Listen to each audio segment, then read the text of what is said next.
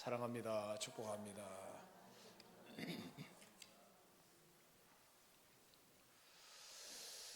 우리가 인생을 항해하다 보면은 그 누구도 도와줄 수 없고 그런 어려운 위기를 만날 때가 있습니다.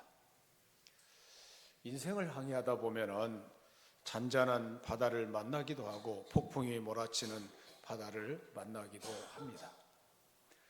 풍랑이 일고 폭풍이 몰아치는 바다를 힘겹게 항해해야 할 때가 있습니다. 그래서 인생을 고난의 바다라는 그런 표현을 쓰기도 합니다. 바다의 항해에서 언제나 폭풍과 풍랑이 다가올지 예측할 수 없는 것처럼 인생의 항해에도 언제 고난의 폭풍과 풍랑이 불어올지 알 수 없다는 것입니다. 그리고 그 폭풍으로 인하여 파산하는 배가 있는가 하면은 그 풍랑을 잘 헤치고 무사히 항구로 돌아오는 배도 있습니다. 인생의 항해도 이와 같습니다. 갑작스럽게 닥쳐오는 폭풍을 지혜롭게 잘 헤치고 나가는 사람이 있는가 하면 고난의 풍랑을 이기지 못하여 파산하고 깨어지는 사람도 있습니다. 때때로 우리가 우리의 가정도 풍랑으로 인하여 힘에 겨운 순간들을 맞이할 수가 있습니다. 이 인생의 풍랑 가운데서 우리가 어떻게 해야 할 것인지를 성경 말씀을 통해서 귀를 기울여야 합니다. 소원의 항구로 인도하시는 하나님이라는 제목으로 은혜를 나누고자 합니다.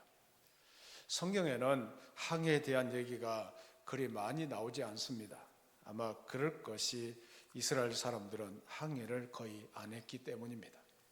바다가 있어야 항해를 하지 않겠습니까? 삼면이 바다로 둘러싸여 있는 우리나라, 특히 섬나라인 일본이나 영국은 항해를 하지 않고는 살아갈 수가 없는 민족들이었습니다.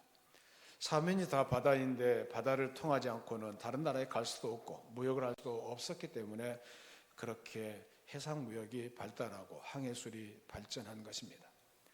그런데 이스라엘 백성은 그렇지 못했습니다. 물론 바다가 없는 것은 아니었습니다. 서쪽으로 지중해가 있었지만은 그 지중해 해변 지역은 거의 다 블레셋이나 가나안 사람 같은 이방인들이 차지하고 있었고 이스라엘은 거의 항해를 하지 않고 살았던 것입니다.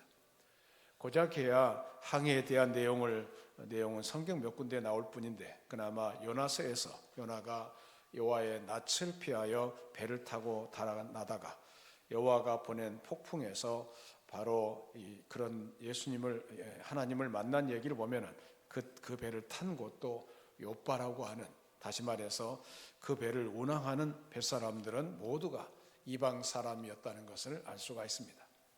또 신약의 복음서를 보면은 예수님과 제자들이 탄 배가 폭풍을 만난 얘기가 몇 번 나오는데 그것도 갈릴리라는 커다란 호수에서 일어난 사건입니다. 그리고 그만큼 이스라엘 사람들에게는 항해는 낯선 얘기였던 것을 알 수가 있습니다. 그런데 오늘 본문의 시편 107편을 읽어보면 희한하게도 이스라엘 사람들에게 그토록 낯선 항해 이야기를 너무도 자세하게 묘사하고 있다는 것입니다. 가만히 읽어보면 이 이야기는 실제 배를 타고 항해해보지 않은 사람이 알 수 없는 그런 내용입니다. 23절에 보면 배들을 바다에 띄우며 큰 물에서 일하는 자는 이라고 기록되고 있습니다. 그래서 배 한 척을 띄우는 사람이 아니라 배들을 바다에 띄운다는 말로 보면은 이 사람은 꽤 많은 배들을 바다에 띄우는 큰 물, 즉 넓은 바다에서 일을 하는 사람이라는 것을 알 수가 있습니다. 말하자면은 여러 척의 배를 가지고 대해를 오가면서 장사하는 해상무역자였다는 것을 알 수가 있습니다. 오늘 본문은 이렇게 여러 척의 배를 운행하며 해상무역을 하는 사람들에게 대해서 말씀하고 있습니다. 요즘처럼 철로 만든 거대한 배도 아니고 나무로 만들고 돛을 단 배였기 때문에 폭풍이라도 만나면 10중 8구 침몰하게 되어 있었습니다. 거기에다가 이런 배를 노리는 해적들이 또 당시 지중해에 얼마나 많았는지 모릅니다. 하지만 단 한 척의 배라도 폭풍을 만나거나 해적을 만나지 않고 무사히 상품들을 가지고 항구로 돌아온다면 여기서 엄청난 이익을 얻게 되는 것입니다. 다른 배를 다 잃어도 될 만큼 정도의 큰 이익을 얻게 되는 것입니다.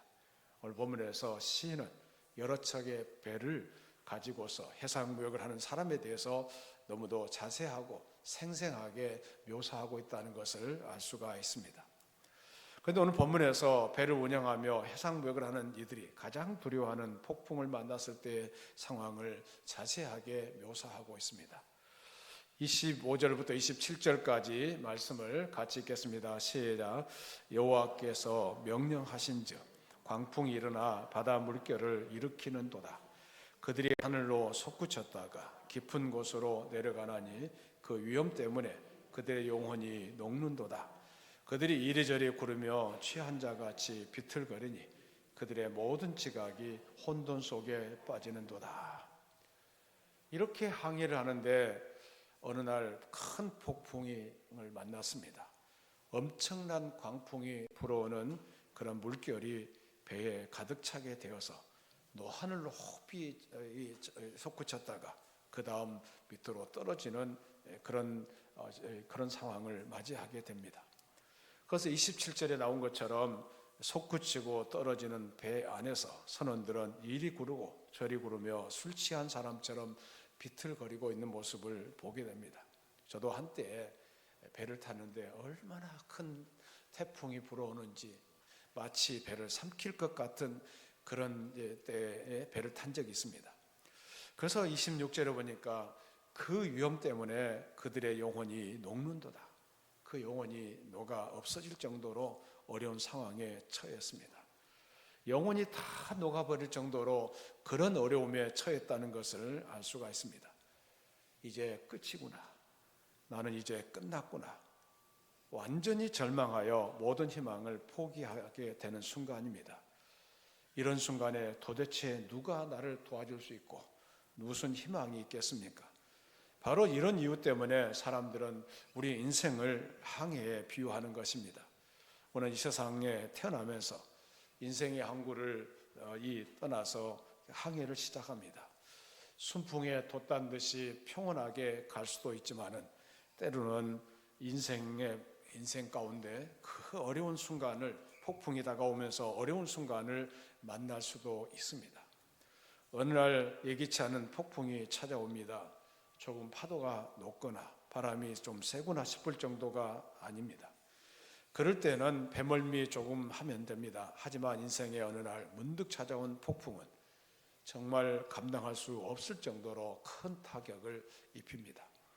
집채만한 파도가 하늘 높이 솟구쳤다가 곧바로 바닥도 모를 저 아래로 곤두박질하며 떨어집니다. 이럴 때면 정말 그 두려움과 공포 때문에 내 영혼이 다 녹아버리고 맙니다. 이제 끝이구나, 끝장났구나.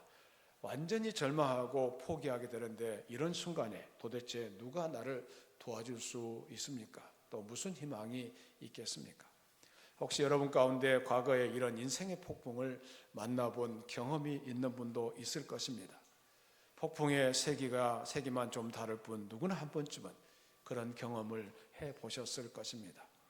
그런데 다행히 그 폭풍을 이겨내고 여기까지 헤쳐나왔기 때문에 이 자리에 있는 것이 아닌가 생각됩니다. 그렇지만 어떤 사람은 그 폭풍을 만나 끝내 이겨내지 못하고 인생이 침몰하기도 합니다. 교회 성도들 가운데에도 인생의 폭풍을 만나기 전에는 신앙생활을 잘 하다가 큰 폭풍을 만나 시험에 들어 신앙을 포기한 사람도 있습니다. 또 인생의 폭풍을 비록 헤쳐나오긴 했지만은 뭔가 마음이 만신창이가 되고 너무 상처와 타격이 커서 지금도 회복 중에 있는 분도 있을 것입니다.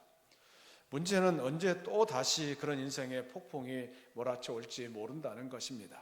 언제 갑자기 닥쳐올지, 그때는 과연 내가 그 폭풍을 이겨낼 수 있을지 모른다는 것입니다. 그런 인생은 참으로 불안하기 짝이 없는 현실입니다. 더 큰 문제는 지금 현재 그 폭풍을 맞고 있는 분도 있을 것입니다. 건강에 이상이 생긴 분들도 있습니다. 많은 분들이 암이나 여러 질병으로 인해서 인생의 큰 폭풍과 싸우는 분도 있을 것입니다. 어떤 분은 경제적인 문제나 가정의 문제, 자녀의 문제로 폭풍을 만나기도 합니다. 폭풍의 종류도 너무 많고 태풍의 이름도 다 다른 것처럼 우리 인생에 찾아오는 폭풍은 너무나도 많고 다양합니다. 이러다가 정말 내 인생이 침몰하고 마는 것은 아닌가? 이럴 때 도대체 누가 나에게 희망을 줄 수 있겠습니까? 나를, 내 인생을 이 무서운 폭풍에서 건져낼 사람은 도대체 누구입니까? 나를, 내 인생의 이 무서운 폭풍에서 건질 수 있는 인물이 있습니까? 이럴 때 나의 남편도, 아내도, 가족도, 심지어 나를 위해 기도한다는 목회자나 성도들조차도 별로 도움이 안 되는 것처럼 느껴지기도 합니다. 그래서 아주 절망적인 상황에 떨어질 수도 있습니다. 아프리카에 뱀잡이 수리라는 새가 있습니다. 뱀잡이 수리의 새를 한번 올려주세요. 뱀잡이 수리라는 새는 저렇게 생겼습니다. 독수리의 일종인데 날아다니다가 두더지나 뱀 같은 것을 발견하면 손살같이 내려가서 낚아챈다고 합니다. 그런데 문제는 평상시에는 민첩하게 잘 날아다니는 뱀잡이 수리가 땅에 내려와 먹이를 먹고 있는데 맹수의 습격을 받게 되면 날 생각은 하지 않고 혼신의 힘을 다해서 두 발로 뛰어다닌다는 것입니다. 너무 당황한 나머지 자기가 날 수 있다는 사실을 잊어버린다는 것입니다. 날짐승이 뛰어봐야 얼마나 빨리 뛰겠습니까? 결국 얼마 못 가서 맹수에게 잡아먹히고 만다는 것입니다.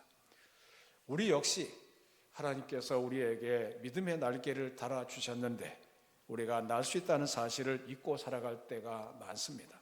평상시에는 믿음이 있는 것처럼 보이는데 막상 믿음이 꼭 필요한 그런 상황에 되면은 그것을 잊어버리고 휘청거리는 사람들이 바로 뱀잡이 수리와 다를 것이 없다고 할 수가 있습니다. 믿음의 날개를 펴고 창공을 날아가는 그런 믿음의 사람들이 다 돼야 할 줄로 믿습니다.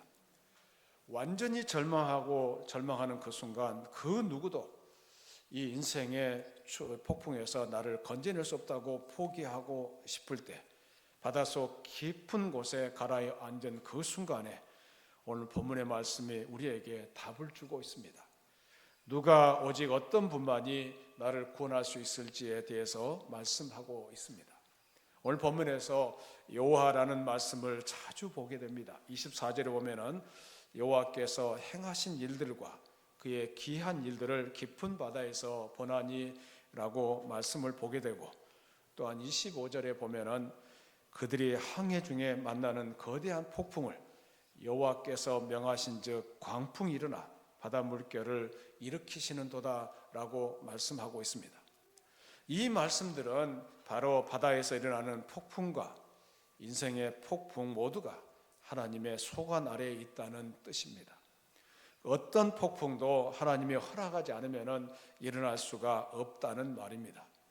폭풍도 바람도 파도도 그 넓은 바다도 모두가 우주와 천지 만물을 창조하신 하나님이 하신다는 것을 알 수가 있습니다.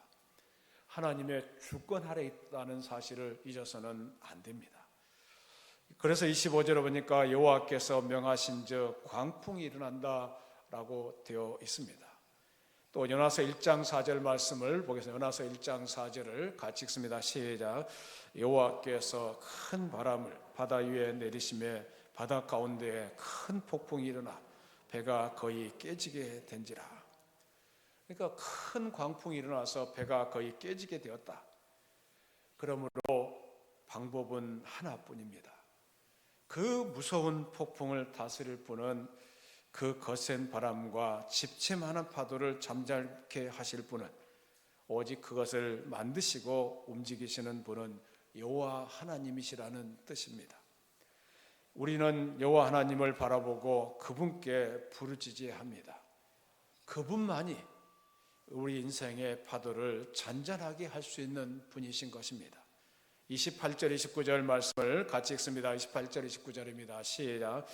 이에 그들의 고통 때문에 여호와께 부르짖음에 그가 그들의 고통에서 그들을 인도하여 내시고 광풍을 고요하게 하사 물결도 잔잔하게 하시는도다. 그 물결을 잔잔하게 하실 분, 광풍을 잔잔하게 하실 분은 오직 하나님 한 분뿐이라는 사실을 말씀하고 있습니다. 프랑스의 수학자요 이 사상가인 파스칼에 대한 얘기입니다. 파스칼은 선천적으로 허약한 몸과 과도한 연구로 건강을 잃었습니다. 그는 종종 심한 복통과 두통을 호소했습니다. 파스칼은 결핵성 복막염 환자였습니다.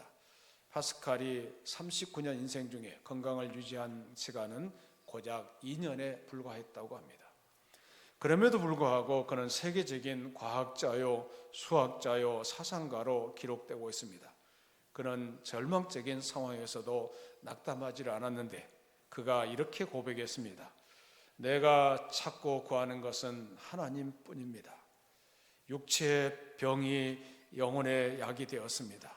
내가 아는 지식은 단 하나, 주님을 따르는 선이요 주님을 거역하는 것은 악입니다. 파스칼은 건강이 극도로 악화된 상태에서 착상이 떠오를 때마다 메모를 해두었는데 그는 5년간 924개의 주옥 같은 단상을 남겼습니다. 이것이 바로 그 유명한 팡세라는 책입니다. 병은 신체의 장애일 뿐이지 의지의 장애가 아닙니다. 어떤 환자도 창조적 도전으로 위대한 성공자가 될 수가 있는 것입니다. 어느 구두회사 사장님이 이런 말을 했습니다. 고급 구두일수록 많이 두들겨 맞고 손이 많이 간다는 그런 말을 했습니다. 다이아몬드도 많이 깎인 것일수록 고급 보석이 된다고 합니다. 고급 도자기 본 차이나는 뼈를 부서뜨리며 분가루처럼 고운 가루를 만든 다음에 고급 그릇이 되는 것입니다. 고난을 통과하지 않고서는 귀한 그릇이 될 수가 없는 것입니다. 하나님은 요셉을 크게 쓰시려고 강한 훈련을 시켰습니다. 모세를 귀하게 쓰시려고 완전 밑바닥 훈련을 시키셨습니다. 다윗을 고귀한 인물로 쓰시려고 혹독한 훈련을 시키셨습니다. 하나님은 토기장이셨습니다. 바울을 세계적인 인물로 만드시려고 육체의 가시까지 주셨던 것을 알 수가 있습니다. 그러므로 여러분, 우리가 기억해야 합니다. 예전에 인생의 폭풍을 경험했던 분들, 그리고 앞으로 어떤 인생의 폭풍이 또 닥쳐올지 몰라 불안해하는 분들, 특별히 현재 인생의 무서운 폭풍에 휩쓸려서 파도와 물결에 고통당하고 있는 분들은 기억해야 합니다. 폭풍과 바다와 우주 만물이 다 창조주 하나님의 주권 아래 있는 것처럼 우리 인생 전체도 그 인생 중에 찾아온 폭풍도 모두가 다 하나님의 손 안에 있다는 사실을 잊어서는 안 됩니다.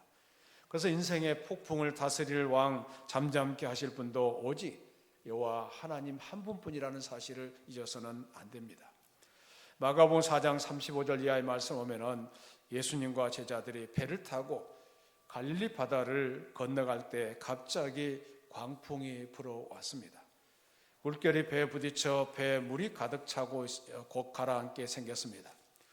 제자들은 얼굴이 사색이 되었습니다. 물결과 싸우고 배 안에 타고 계신 주님은 고물에서 베개를 베고 아무 일 없다는 듯이 주무시고 계셨습니다.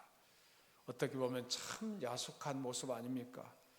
우리도 이런 일을 얼마나 많이 경험합니까? 나는 인생의 폭풍과 죽으라고 싸우고 있는데 예수님은 무슨 일이 있느냐 아무 반응도 하지 않습니다. 오랫동안 기도해 왔는데 그 기도에 대한 응답이 떨어지지 않습니다. 내가 이렇게 힘들고 어려운데 그런데 예수님은 아무런 반응이 없습니다. 답답합니다. 힘들고 힘들게 투병하고 있는 분들도 가끔 이런 말을 하기도 합니다. 하나님이 너무 원망스럽습니다. 왜 하필 납니까? 나한테 왜 이런 일이 생깁니까? 왜 아무리 몸부림쳐도 응답이 없습니까? 너무 답답하고 너무 섭섭합니다. 충분히 이런 마음이 생길 수도 있습니다.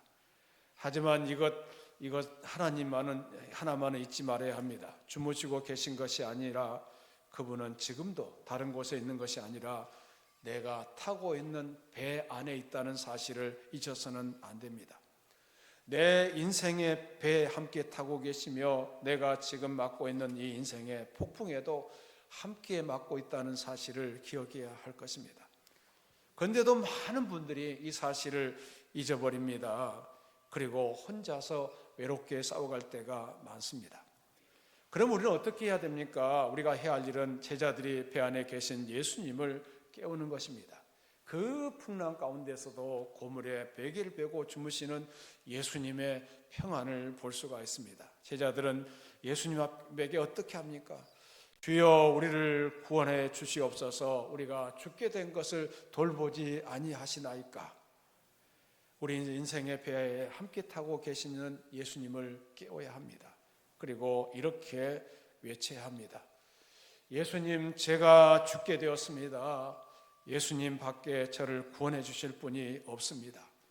저를 살려주세요. 이렇게 매달려야 합니다. 그럼 어떤 일이 일어납니까? 예수님은 바다를 향해서 꾸짖습니다. 잠잠하라, 고요하라. 이렇게 말씀하시니까 그 바람과 바다가 즉시로 잠잠해졌습니다. 왜 이런 일이 가능합니까? 그분은 천지를 창조하신 하나님의 아들이시기 때문입니다. 아들에게도 아버지의 권세를 주셨기 때문입니다. 우리는 자꾸 내 배 안에 예수님이 계신 것을 잊어버릴 때가 많습니다. 그분이 지금 내 인생의 배에 함께 타고 계시고 내가 맞는 폭풍도 함께 맞고 계시다는 사실을 잊어서는 안 됩니다. 사랑하는 여러분, 여러분은 어떤 폭풍을 만나고 계십니까? 여러분은 어떤 항해를 하고 계십니까? 그 파도가 무엇입니까? 어떤 악순환으로 기진맥진하고 계십니까? 어떤 영적 좌절과 어두운 골짜기에 갇혀 계십니까? 지금으로서는 할 수 있는 것이 아무것도 없다고 주저앉고 계십니까? 여러분이 할 수 있는 것이 하나가 있습니다. 28절 말씀을 같이 읽습니다. 28절입니다. 시작. 이에 그들의 고통 때문에 여호와께 부르짖으매 그가 그들의 고통에서 그들을 인도하여 내시고, 그들의 고통, 폭풍을 만난 그 고통을 경험하고 있습니다. 그 고통 때문에 여호와께 부르짖었다. 하나님께 기도했다는 것을 알 수가 있습니다. 폭풍을 만날 때 하늘의 하나님께 부르짖어 기도해야 한다는 것을 말씀하고 있습니다. 그러면은 하나님께서 광풍을 고요하게 해 주실 줄로 믿습니다. 오늘 시인은 어떤 절대절명의 상황일지라도, 사면초가의 암담한 상황일지라도 주님께 부르짖으라고 호소하고 있습니다. 우리가 엎드려 애절하게 부르짖기만 하면은 그 어떤 공경에서도 건져 주실 줄로 믿습니다. 벗어나게 해 주실 줄로 믿습니다. 기도해야 할 때 기도해야 합니다. 낮아져야 할 때 겸손해져야 합니다. 하나님께서 우리를 징계하실 때 겸손하게 부르짖는 모습이 되어야 할 것입니다. 기도해야 할 때 기도하지 않는 것을 저는 죄라고 생각합니다. 지금 나의 삶에 풍랑이 일고 있습니까? 그런데도 반응하지 않는다면 이것은 하나님의 뜻이 아닙니다. 기도하면서 몸부림쳐야 할 줄로 믿습니다. 그렇게 할 때 우리가 그처럼 꿈꾸고 원하던 소망의 항구로 인도해 주실 줄로 압니다. 30절, 31절 말씀을 같이 읽겠습니다. 시작. 그들이 평온함으로 말미암아 기뻐하는 중에 여호와께서 그들이 바라는 항구로 인도하시는도다. 여호와의 인자하심과 인생에게 행하신 기적으로 말미암아 그를 찬송할지로다. 기도할 때, 하나님께 부르실 때 우리가 바라는 항구로 하나님께서 인도해 주신다는 것을 알 수가 있습니다. 아무리 큰 폭풍을 만나도 이겨낼 수 있는 것은 결국 하나님이 우리와 함께 하시는 것이기 때문이고, 나아가 마지막에 우리가 다다르게 될 그 항구로 나가게 된 것은 바로 하나님께서 인도해 주시기 때문입니다. 우리에게 어떤 절망 중에도 포기할 수 없는 바라는 항구가 있는데, 그 항구를 향해서 우리가 기도할 때 하나님은 그 좋은 곳으로, 그 편안한 항구로 인도해 주실 줄로 믿습니다. 세계의 문학과 사상에 많은 영향을 끼친 도스토옙스키라는 러시아가 낳은 천재적인 작가가 있습니다. 그런데 그는 참으로 불행한 환경 속에서 자라났습니다. 가난한 군의관의 둘째 아들로 태어나 어렵게 성장했습니다. 16살의 어린 나이에 어머니가 폐병으로 세상을 떠났고 18살 때 아버지가 농노들에게 살해됐다는 소식을 듣고 정신을 잃는 발작 증세가 나타났습니다. 결국 그는 고아처럼 외롭게 지냈습니다. 그의 청년 시절 역시 불행의 연속이었습니다. 청년이 되어서는 사회주의 결사대에 가담했다가 체포되어 사형 선고를 받았습니다.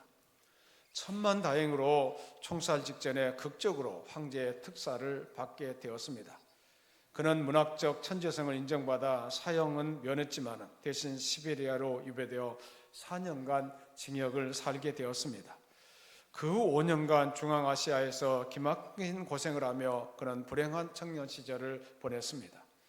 그의 결혼 생활도 불행했습니다. 36세에 맞은 아내 마리아 이사예프는 정상적인 결혼을 하지 못하다가 43살의 젊은 나이에 결핵으로 병들어 죽었습니다.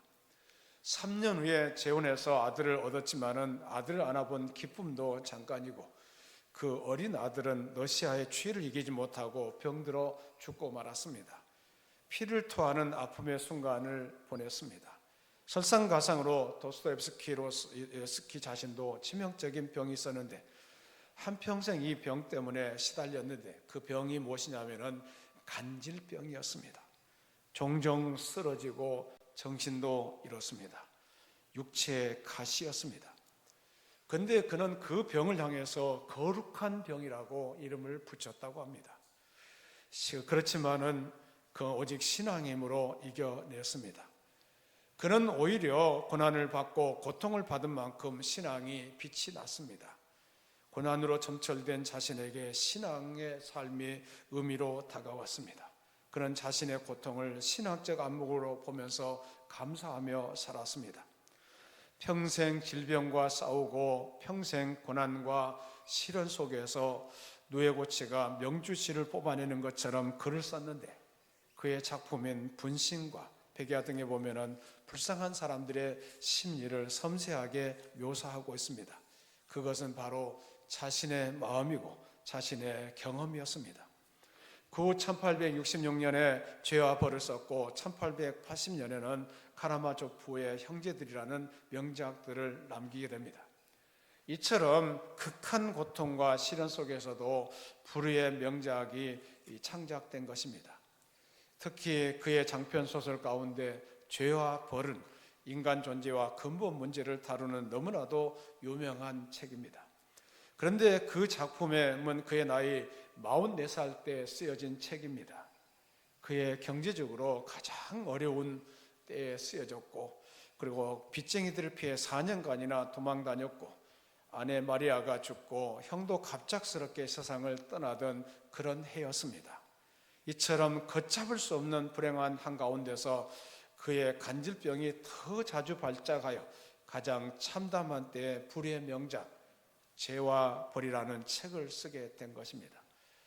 사랑하는 여러분, 힘들고 어려워도 위에 계신 하나님을 바라보면서 그분만을 의지하고 나아갈 때 하나님께서 새로운 힘을 우리 모두에게 주실 줄로 믿습니다.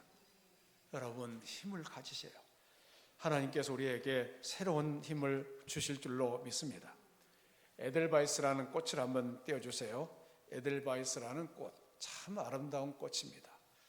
에델바이스는 고산지대의 작은 꽃이지만은 이른 봄, 아직 눈이 덮여 있는 추위 속에서도 꽃봉오리를 내고 있습니다. 그리고 추운 겨울에 꽃을 피우는 모습이 너무 아름답습니다. 현대인들이 좋아하는 난도 너무 따뜻한 곳에 놔두면 꽃이 피지 않고 약간 추워야 아름다운 꽃을 핀다고 합니다. 고귀한 꽃일수록 역경을 온상으로 삼는다는 교훈이라는 것을 알 수가 있습니다.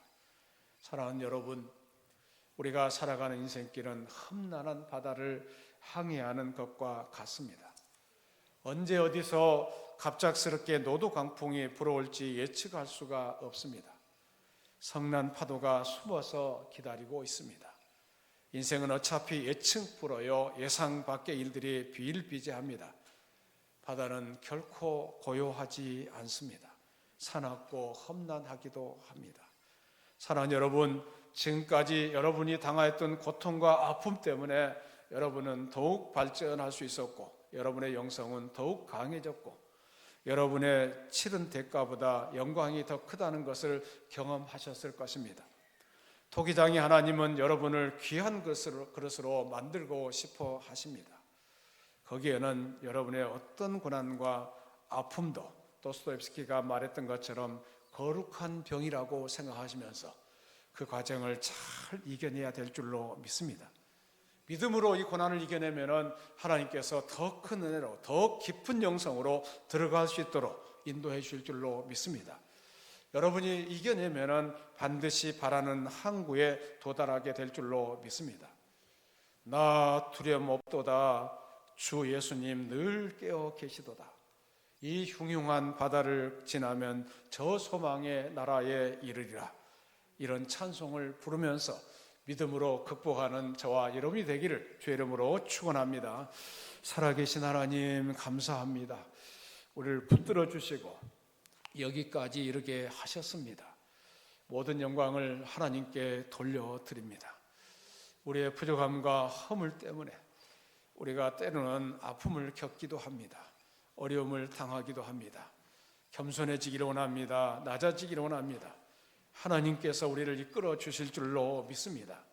이 고난의 파도를 지나가면은 결국은 하나님께서 원하시는 반드시 원하시는 그 소망의 항구에 도달하게 될 줄로 믿습니다. 잘 이겨내게 하여 주시옵소서. 감사하며 이겨내게 하여 주시옵소서. 겸손하게 이겨내게 하여 주시옵소서. 우리의 심령이 더 단단해지게 하여 주시오며 주의 뜻을 이루어 드리게 하여 주시옵소서. 소망의 항구에 도달하여 평안을 누릴 때까지 하나님 이 풍랑을 잘 헤쳐나갈 수 있도록 도와주시옵소서. 예수님 이름으로 기도드리옵나이다. 아멘.